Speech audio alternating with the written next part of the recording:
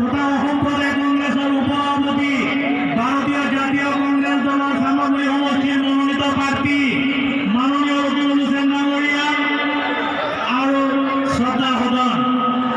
আমি এতিয়া আদৰণি পৰ্ব পাঠ কৰিব ওলাইছো। প্ৰথমেই সৰ্বভাৰতীয় যুৱ কংগ্ৰেছৰ সভাপতি শ্ৰীনিবাসজী আপোনালোকৰ আশীৰ্বাদ আপোনালোকৰ দোৱাই মোক বহু মুখাৰে আপোনালোকৰ কাম কৰাৰ কাৰণে প্ৰেৰণা যোগাব। শ্ৰদ্ধা ৰাইজ, ২৭ তাৰিখে নিৰ্বাচন।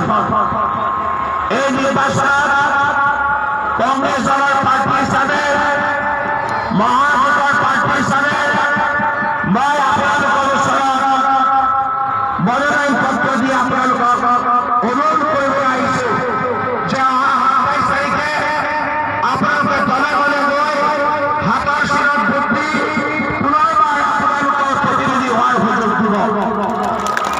শ্ৰদ্ধা ৰাইজ, এই নিৰ্বাচনটো জীৱনত আপোনালোকৰ বহুবাৰ নিৰ্বাচন হৈছে। জীৱনত আপোনালোকৰ বহুবাৰ নিৰ্বাচন হৈছে।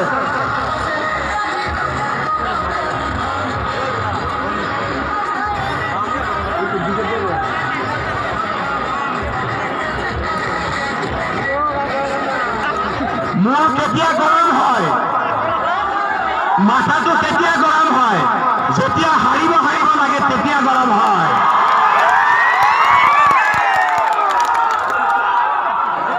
আজি হাৰিব যে তেওঁলোকে খেতান, আৰু সেইকাৰণে গান বজাই মনটো যে গৰম হৈছে সেইটোকে দেখাইছে। আমি আলফাত ভয় নকৰিলো, আৰু চালফাত ভয় কৰিম নেকি কওকচোন?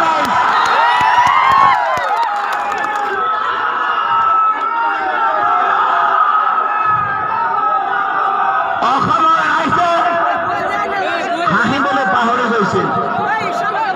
যেতিয়া নিজৰ ল'ৰা ছোৱালীলৈ হাঁহিবলৈ বিচাৰিছিল, মানুহৰ কেৰাচিন তেলৰ দামৰ কথা মনত পৰি গৈছিল।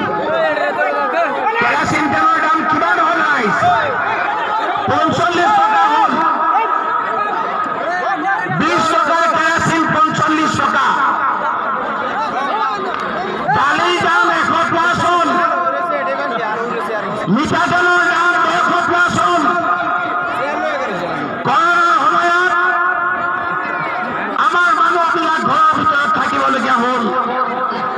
ব্যৱসায় বাণিজ্য বন্ধ, দোকান পোহাৰ বন্ধ, ঘৰৰ পৰা ওলাব আমি নোৱাৰো। আমাৰ হাতত টকা পইচা নাই। এটাৰ পিছত এটা বস্তুৰ দাম বাঢ়ি গৈছে ৰাইজ। দুখীয়া মানুহ আমাৰ দুখীয়া হৈ গৈছে, আৰু মাত্ৰ মুষ্টিমেয় ধনী কিছুমান ধনী হৈ গৈ আছে। ৫টা বছৰ বিজেপিয়ে ভয়তে জীয়াই থাকিবলগীয়া হৈছে। একফালে NRC নামত অত্যাচাৰ, একফালে ট্ৰিবিউনৰ নামত অত্যাচাৰ, একফালে ডিটেনশ্যন কেম্পৰ অত্যাচাৰ, একফালে বিভিন্ন বয় বস্তুৰ দাম জুই চাই হৈছে। এই যে ভোট, সেই ভোটটো কোনো উৎসৱ নহয় ৰাইজ। আমি এটা অফিচ খুলি বহি থাকিম, লোকে মিটিং কৰোঁতে গান গাই যাম, এইটো কোনো উৎসৱ নহয়। এই ভোটটো হ'ল আমাৰ ভৱিষ্যত। এই ভোটৰ লগত আমাৰ ল'ৰা ছোৱালীৰ ভৱিষ্যত জড়িত হৈ আছে। যদি আমাৰ ভুল হৈ যায়, গোটেই জীৱনটো ধ্বংস হ'ব, আমাৰ পৰিয়াল, আমাৰ ল'ৰা ছোৱালীৰ জীৱন ধ্বংস হ'ব। কিন্তু তেওঁলোকক তোমালোকে মাটিৰ অধিকাৰ নিদিয়া। মাটিৰ অধিকাৰ নাপায়। যিসকলে কাৰ যোগেদি নাগৰিকত্ব পাব, সেই লোকসকলে মাটিৰ অধিকাৰ নাপায়। নাগৰিকত্ব দিব, কিন্তু চাকৰি বাকৰি নাপায়। নাগৰিকত্ব দিব, কিন্তু ট্ৰেড লাইচেন্স নিদিয়া ব্যৱসায় কৰিবৰ কাৰণে, কেৱল ভোট দিবৰ কাৰণে নাগৰিকত্ব ৰাইজ। সেইকাৰণে বঙালী হিন্দু লোকসকলে বুজি উঠিছে যে সকলোতকৈ যদি আমি অপমানিত হৈছো, এই বিজেপিৰ দিনত হৈছো, এইবাৰ চাব বঙালী হিন্দু লোকসকলে এইবাৰ বিজেপিক সম্পূৰ্ণৰূপে প্ৰত্যাখ্যান কৰিব।